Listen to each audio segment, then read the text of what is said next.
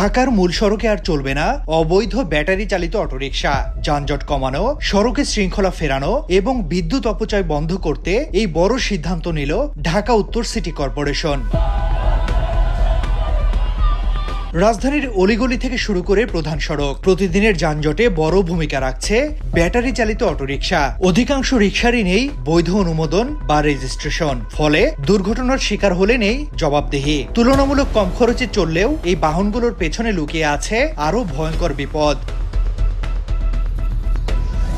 Charge দেওয়ার জন্য এরা ব্যবহার করছে অবৈধ সংযোগ। অনেক সময় রিকশা গ্যারেজে বসেই লোপাট হচ্ছে সরকারি বিদ্যুৎ। সরকার হারাচ্ছে বিপুল অঙ্কের রাজস্ব আর জনগণ ভোগান্তিতে পড়ছে লো ভোল্টেজ আর বিদ্যুৎ বিভ্রাটে। অবৈধভাবে তৈরি হওয়া এসব রিকশায় নেই কোনো নিরাপত্তা ব্যবস্থা, নেই নির্ধারিত গতি বা নির্মাণ মান, এমনকি চালকরাও পাচ্ছেন না প্রশিক্ষণ। ফলে প্রায়ই ঘটছে দুর্ঘটনা, যার ক্ষতিপূরণ পাওয়া তো দূরের কথা, খোঁজও থাকে না চালকের।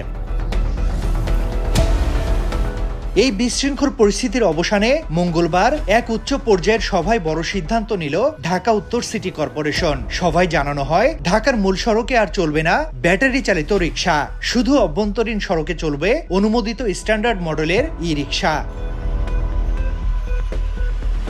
ডিএনসিসি প্রশাসক মোহাম্মদ এজাজ জানান, শিগগিরই স্ট্যান্ডার্ড মডেল ও নীতিমালার প্রণয়নের জন্য কমিটি গঠন করা হবে। নিবন্ধন ও মান যাচাই ছাড়া কোনো রিকশা চলতে দেওয়া হবে না। আর নতুন মডেলের ই রিকশা তৈরিতে সহযোগিতা করবে বাংলাদেশ প্রকৌশল বিশ্ববিদ্যালয়। নিরাপত্তা, গতি এবং বিদ্যুৎ সাশ্রয় সবকিছুর মানদণ্ড মেনে অনুমোদন দেওয়া হবে নতুন বাহনগুলো। রাজধানীর যানজট ও বিশৃঙ্খলার অবসানে এই সিদ্ধান্ত হতে পারে গুরুত্বপূর্ণ এক মোড়। তবে বাস্তবায়নেই আসল চ্যালেঞ্জ, কারণ সিদ্ধান্ত শুধু কাগজে থাকলে বদলাবে না শহরের চিত্র। তৌহিদ হাসান, সময়ের আলো।